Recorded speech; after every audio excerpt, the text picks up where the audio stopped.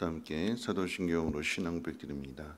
전능하사 천지를 만드신 하나님 아버지를 내가 믿사오며 그 외아들 우리 주 예수 그리스도를 믿사오니 이는 성령으로 잉태하사 동정녀 마리아에게 나시고 본디오 빌라도에게 고난을 받으사 십자가에 못 박혀 죽으시고 장사한 지 사흘 만에 죽은 자 가운데서 다시 살아나시며 하늘에 오르사 전능하신 하나님 우편에 앉아 계시다가 저리로서 산 자와 죽은 자를 심판하러 오시리라.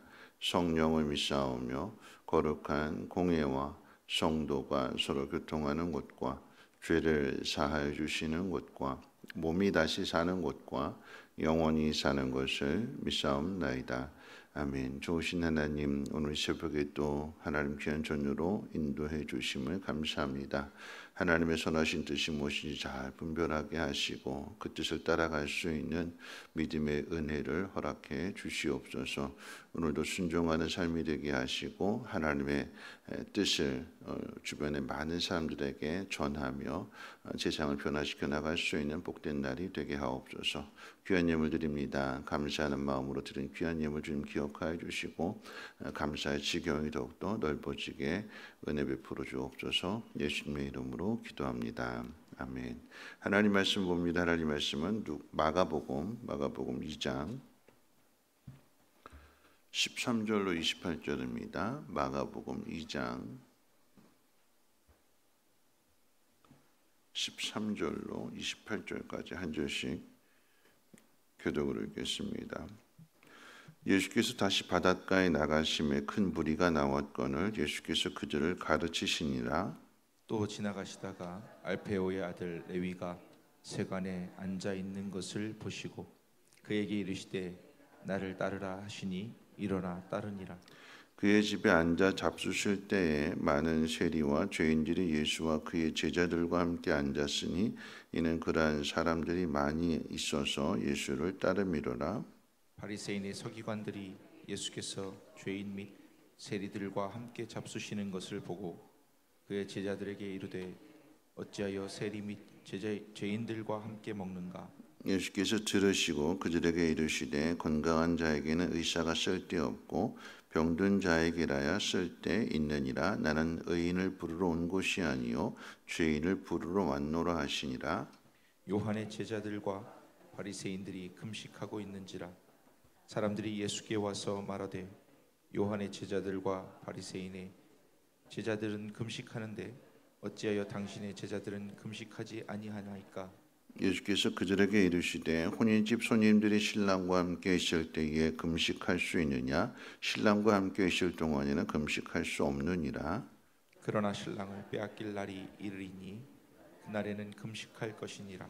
생배 조각을 낡은 옷에 붙이는 자가 없나니 만일 그렇게 하면 기운 새 것이 낡은 그것을 당기어 헤어짐이 더하게 되느니라. 새 포도주를 낡은 가죽 부대에 넣는 자가 없나니 만일 그렇게 하면 새 포도주가 부대를 터뜨려 포도주와 부대를 버리게 되리라. 오직 새 포도주는 새 부대에 넣느니라 하시니라. 안식일에 예수께서 밀밭 사이로 지나가실새 그의 제자들의 길을 열며 이삭을 자르니 바리새인들이 예수께 말하되 보시오 저들이 어찌하여 안식일에 하지 못할 일을 하나이까? 예수께서 이르시되 다윗이 자기와 및 함께한 자들이 먹을 것이 없어 시장할 때에 한 일을 잊지 못하였느냐? 그가 아비아달 대제사장 때에 하나님의 전에 들어가서 제사장 외에는 먹어서는 안 되는 진설병을 먹고 함께한 자들에게도 주지 아니하였느냐? 또 이르시되 안식일이 사람을 위하여 있는 것이요 사람이 안식일을 위하여 있는 것이 아니니 이러므로 인자는 안식일에도 주인이니라. 아멘. 오늘 이 읽은 말씀은 논쟁에 대한 이야기입니다. 이 마가복음 2장 안에는 네 가지 논쟁이 있는데 어제 살펴봤던 문둥병, 그러니까 중풍병자를 고쳐준 그 이야기를 가지고 어떻게 죄인을 사하는 권세가 이 사람에게 있느냐 하는 것 가지고 첫 번째 논쟁이 일어났고 그 뒤로 이제 오늘 이제 세리 마태를 오늘 본문에는 레위라고 표현되어 있는데 마태복음 9장에는 세리 마태라고 해서 이 레위가 마태임을 이야기하게 주게 될 때에 그 의인을 부르러 온 거냐 또 죄인을 부르러 온 거냐에 대한 논쟁, 더 나가서 또 이제 안식일에 대한 논쟁도 있고 또 금식에 대한 논쟁도 있습니다. 그래서 갈릴리 논쟁이라고 불려지게 되는데 참고로 이 말씀이 계속해서 연결되어지는 거죠. 어제 살펴봤던 중풍병자를 고쳐주실 때에 일어나 침상을 가지고 가라라고 하는 그 말을 먼저 하시지 않고 내 죄가 사함을 받았다.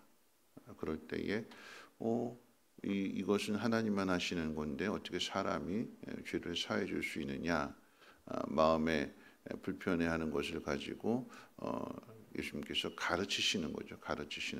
그래서 이 죄 사함의 권세가 있는 줄을 보여주시기 위한 표적으로 일어나 침상을 가지고 가라 하면서 중풍병자를 고쳐주십니다. 그리고 이어지는 말씀이 이제 오늘 본문이 시작되는 말씀인데, 건강한 자에게는 의인이 쓸데없고 병든 자에게라야 의사가 필요하다. 나는 의인을 부르러 온 것이 아니라 죄인을 부르러 왔다. 왜 이렇게 말씀하시는가 하면 이 세리 마태를 부르시고 또 그들과 함께 식사를 하시는 그런 장면에 대해서 이 바리새인들이 태클을 거니까, 딴지를 걸게 되니까 거기에 대해서 가르쳐 주시는 것입니다. 사람들은 나누는 걸 좋아하는 거죠. 뭐 금수저, 흙수저.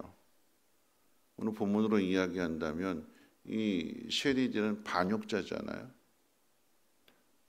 동족의 피를 빨아먹는 반역자로 생각해서 그럼 애국자와 반역자로 나눠지게 되는 것이고, 오늘 예수님 말씀하시는 것처럼 의인과 죄인으로 나누는 거죠. 근데 이 의인과 죄인으로 나눈다라고 했을 때에 이 사람들이 그렇게 나누는 거죠. 실상 우리들의 입장에서 이야기한다면 우리 모두가 다 죄인입니다.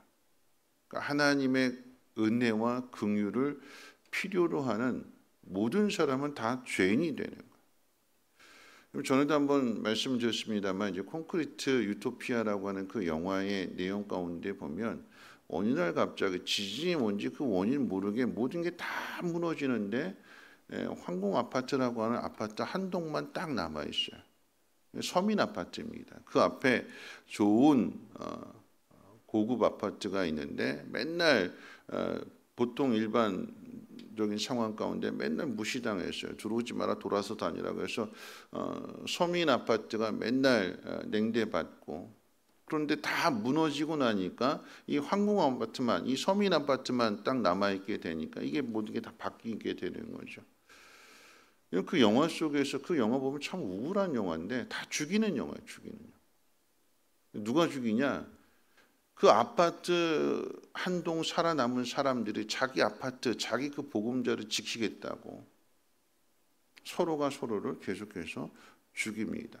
바깥에 있는 사람과 아파트 안에 있는 사람들까지 싸움이지만 나중에는 이게 걷잡을 수 없이 퍼지게 되는데, 결국 그 얘기는 뭐냐면 거기 이제 주인공이 이병헌 씨인데 이 사람이 실질적으로는 이 아파트에 사는 사람이 아니에요. 이 사람도 사기당했어요. 사기당해가지고 그래서 그 집, 그 아파트에 왔다가 갑자기 무너지는 그 상황 속에서 그 집에 살고 있는 가짜 아들 행세를 하면서 대표가 되고 그러면서 사람들을 죽이게 되는 그런 잔인한 일들을 하게 됩니다. 거기 주인공이 이제 따로 있는데 그 주인공 역시도 참 순수하고 깨끗한 사람이었는데 그 속에서 물들어져서 자기 아내를 지키기 위해서 상대방을 죽이게 되는, 결국 자기 가족을 지키고 자기를 지킨다라고 하는 그 명목하에서 내가 아닌 남을 다 죽이게 되는 그런 모습을 보면서 이게 우리의 본성이다라고 하는 것을 깨닫게 되는 거죠. 여러분 형제지간에도, 여러분 그 명절 때도 그러잖아요. 형제지간에 어릴 때 참 그렇게 사이좋게 잘 지냈는데 어른이 되고 나니까 이 돈 앞에 이 모든 게 다 깨지게 되는 거죠. 살인 사건도 형제지간의 살인 사건도 결국 돈 때문에. 그런 의미에서 이 세리 마태는 예수님부터 부름을 받습니다. 나를 따르라. 마태는 그 모든 것들을 다 버려두고 예수님을 따랐다고 그랬어요.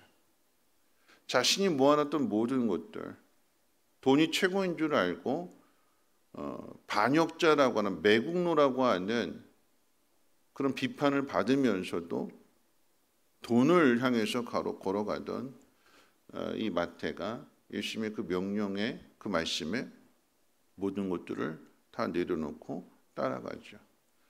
누가 의인이냐, 누가 죄인이냐 구분한다라고 하면 겉으로 보기에는 바리새인들이 의인인 것 같고 말씀 잘 지키는 것 같은데 실상은 예수님을 거역하고 계속해서 예수님이 하시는 그 일들에 대해서 딴지를 걸게 되는. 그런데 겉으로 보기에 죄인인 줄 알았는데 이 세리 마태는 예수님께서 나를 따르라고 하는 이 명령 한마디에 자신이 가지고 있던 모든 것 다 내려놓고 따라가는 거죠. 누가 의인이고 누가 죄인일까요? 그 다음으로 이어지는 것이 이제 금식에 대한 논쟁인데 세례 요한의 제자들과 또 이제 바리새인의 제자들은 다 금식을 하고 있는데 예수님의 제자들은 밀밭에 밀을 따먹더라라고 하는 거죠. 안식일에 금식하지 않더라라고 하는 거죠. 이것 가지고도 또 이제 태클을 겁니다. 왜 우리는 다 금식하고 있는데 당신의 제자들은 금식하지 않습니까? 이스라엘의 법 가운데 구약 성경 가운데 금식은 딱 1년에 한 번입니다. 속죄일에 하는 거. 이게 하나님 정하신 거예요. 근데 여기서 논쟁이 되는 이 금식은 속죄일에 해야 될 금식이 아니라 바리새인들이 만들어 놓은, 율법주의자들이 만들어 놓은 일주일에 2번 하는 금식, 월요일과 목요일은 금식하자. 그러니까 왜 금식이 이렇게 만들어졌는가 하면 하나님의 나라가 이루어지기를 위해서. 구약 시대에 만들어진 것이 아니라 이 일주일에 2번 하게 되는 것은 신약 시대에 만들어지게 되고, 하나님의 나라가 빨리 와야 된다, 메시아가 빨리 와야 된다, 우리가 이 고통을 당하고 있으니까 빨리 구원받아야 된다, 그러니까 우리 금식하자 해가지고 이 율법주의자들이, 바리새인들이 일주일에 2번, 월요일과 목요일 금식하는 것을 만들어놨어요. 우리는 이렇게 금식하면서 하나님의 나라가 오기를 기도하고 있는데, 메시아가 오기를 기도하고 있는데 왜 당신의 제자들은 금식하지 않습니까? 왜 여기에 동참하지 않습니까?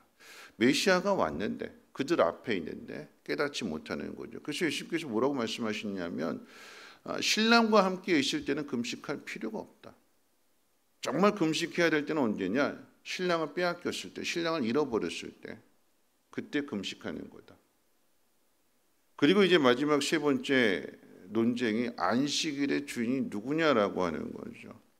밀밭에 그 밀을 안식일에 제자들이 따먹게 될 때에 왜 당신의 제자들은 안식일을 지키지 않습니까? 또 이제 시비를 걸게 될 때 예수님께서 말씀하시는 것은 안식일이 사람을 위해서 있는 것이 아니라 사람을 위해서, 안식일이 사람을 위하여 있는 것이요 사람이 안식일을 위해서 있는 것이 아니다. 어느 게 더 중요하냐? 사람이 중요하냐? 안식일이 중요하냐? 사람이 중요하다라는 얘기예요. 안식일을 만드신 목적, 하나님께서 창세기에서 안식일을 만드신 목적이 뭘까요? 하나님을 위해서 만드셨을까요? 물론 하나님을 위해서 만드셨습니다. 왜요? 구별하라라고 하는 의미거든요. 6째 날과 7째 날을 구별하라라고 하는 얘기예요. 그래서 이 모든 것의 주인이 하나님이 되신다라고 하는 것을 구별하라라고 하는 의미에서의 안식일입니다. 그리고 그 안식일은 쉬는 날이에요. 쉼. 이 쉼이라고 하는 것은요, 하나님이 쉼이 필요하실까요? 하나님에게 쉼이 필요해서 안식일을 내가 6일 동안 일했네, 힘드네, 하루 쉬어야지, 하나님을 위해서 만드신 날이 아니라 우리를 위해서 만드신 날이에요. 어떻게 하라고요? 구별하라고요.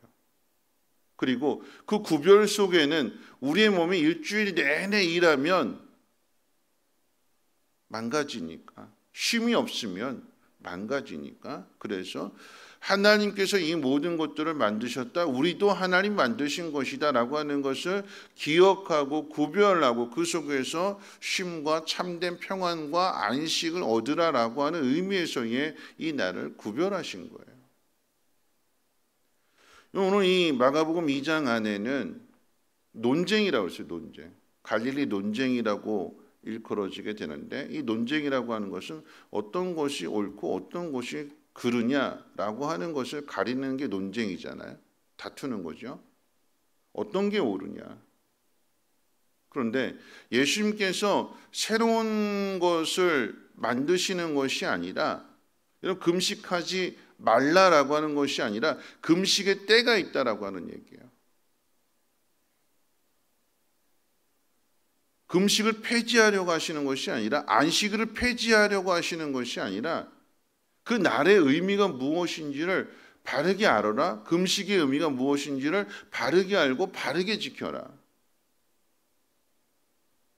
안식일의 주인이다라고 하는 것, 바리새인과 율법주의자들이 이렇게 만들어 놓고 해야 될 것과 하지 말아야 될 것, 이거 하면 안식을 지키는 거고 이거 하지 않으면 안식을 안 지키는 거, 이거 사람들이 정해놓은 규정이잖아요. 이거 하나님의 말씀으로 원래 하나님께서 의도했던 것으로 주님이 바꾸시는 것인데, 여러분 오늘 말씀을 한번 정리해 본다면 그냥 갑자기 이런 일들이 일어나는 것이 아니라 어떻게 해요? 하나씩 하나씩 다 연결되어지게 되는 거죠. 중풍병자를 고쳐주신 사건을 통해서 주님이 의인을 부르러 오신 것이 아니라 죄인을 부르러 오셨다. 우리의 죄를 사하러 오셨다. 그래서 누구를 부르시는가? 그래서 죄인들을 부르시는 거잖아요. 세리를, 창기를. 사람들이 구제불능이다, 함께해서는 안 될 사람들이다 라고 선 그어놓은, 여기 넘어가면 안 된다, 이 안으로 들어오면 안 된다, 그 선을 무너뜨리시고 우린 모두가 다 구원받아야 될 죄인이다, 하나님의 은혜와 하나님의 긍휼을 입어야 되는 다 죄인들이다. 그래서 주님이 이 땅에 오신 것은 긍휼을 베풀러 오신 거예요. 은혜를 주시려고 오신 거예요.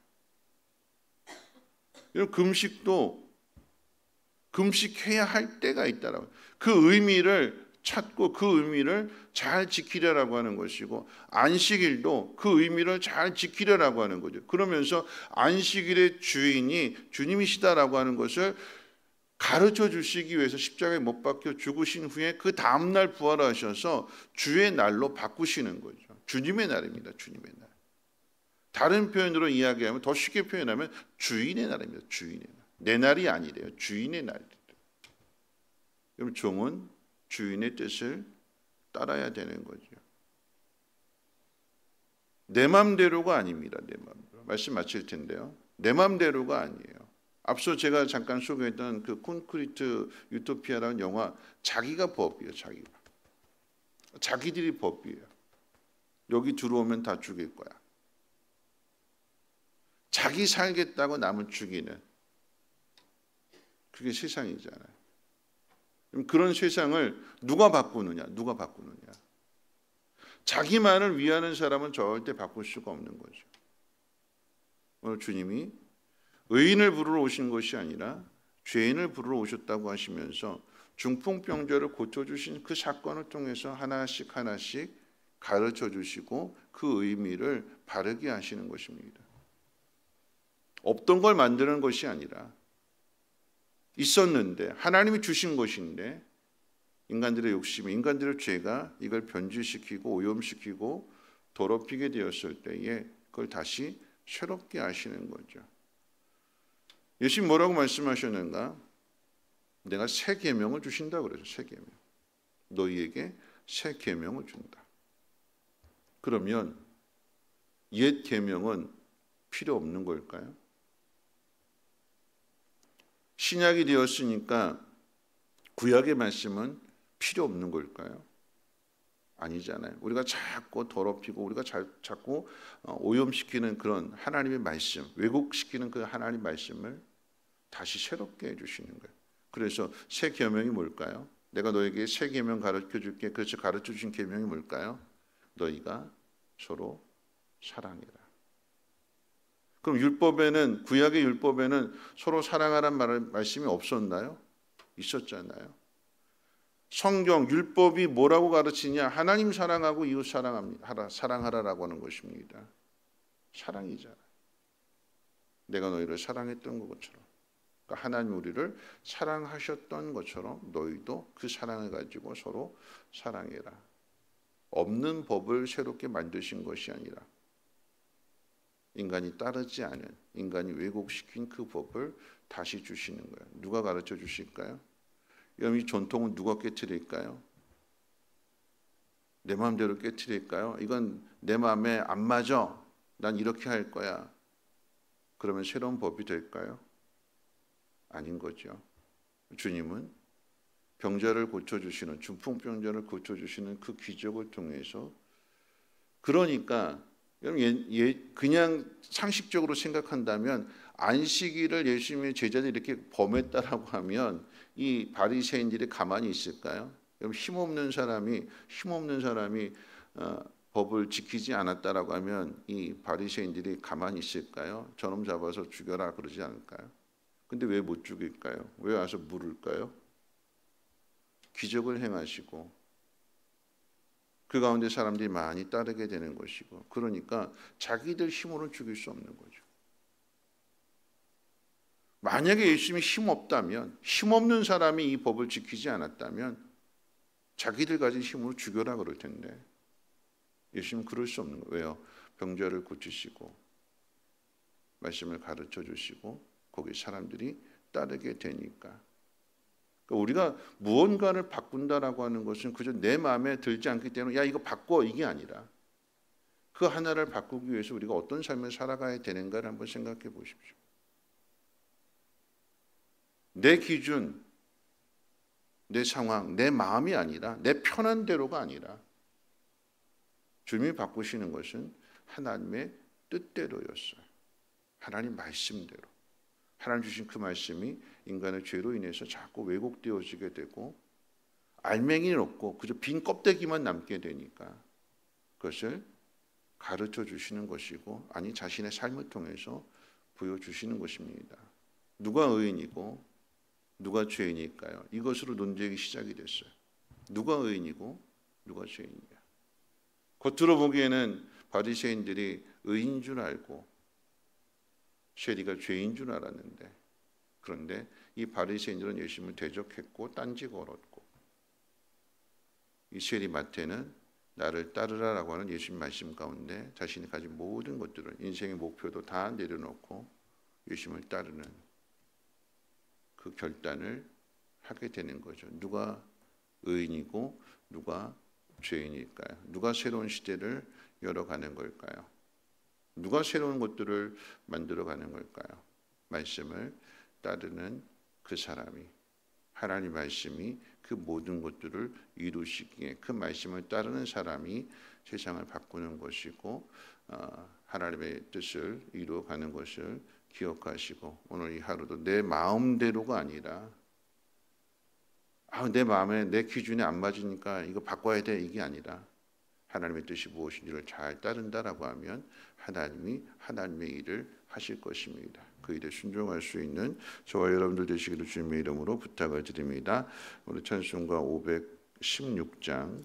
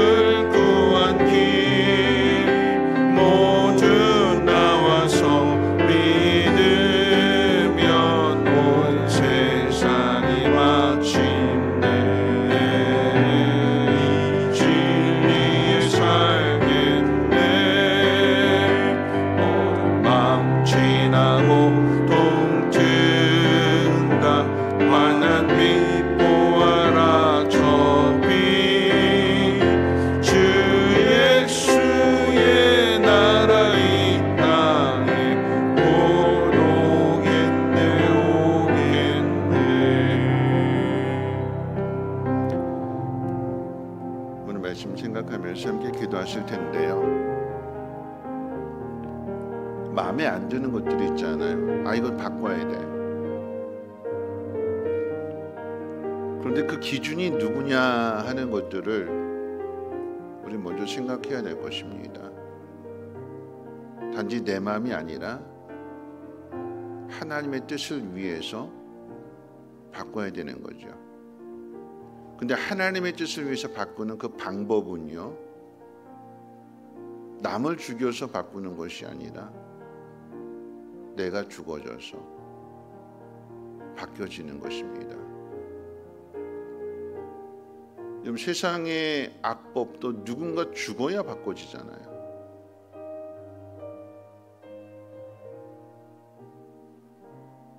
그냥 내 감정으로, 내 생각으로, 내 기준으로 내 마음에 안 드니까 이거 바꿔야 돼가 아니라 이게 정말 하나님 원하시는가? 이게 하나님의 뜻인가? 나는 그 하나님의 뜻에 순종하고 있는가? 그 하나님의 뜻에 순종하게 되면 내가 죽어지게 되는 거예요. 내가 희생하게 되는 거예요. 그럼 그곳에 하나님의 뜻이 이루어지게 되는 것이고 새로운 세상, 새로운 시대가 되어지게 되는 거죠. 오늘 다른 거 다 제쳐놓고 그 새로운 세상을 어떻게 만드냐라고 할 때에 세리마태는 너 나를 따르라 라고 할 때 그 모든 거 다 내려놓고 따랐대요.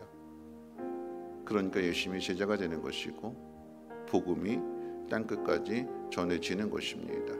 내 것을 내려놓을 수 있는가, 내 것을 포기할 수 있는가, 그 사람이 세상을 바꾸는 사람이요 새로운 시대를 만들어가는 사람이 되는 것입니다. 나는 주님의 명령에 내 모든 것 다 내려놓을 수 있는가, 그 사람이 시대의 주인공이 될 것입니다. 오늘 말씀 기억하면서 하나님, 내가 하나님 말씀을 잘 따르게 하옵소서. 내 감정, 내 생각, 내 뜻이 아니라 하나님의 뜻 앞에 내 모든 것 내려놓을 수 있는 내 자존심도, 내 고집도, 내 생각도, 욕심도 내려놓고 주님 말씀을 잘 따르고 그러므로 인해서 변화를 시켜나갈 수 있는 그런 믿음의 주인공들 되게 해달라고 함께 통성으로 하나님 앞에 기도합니다. 거룩하신 하나님 감사합니다. 오늘도 하나님 말씀을 주십니다. 하나님, 새로운 시대를 열기를 원합니다. 새로운 세상을 맞이하기를 원합니다. 새롭게 변화되어지기를 원합니다.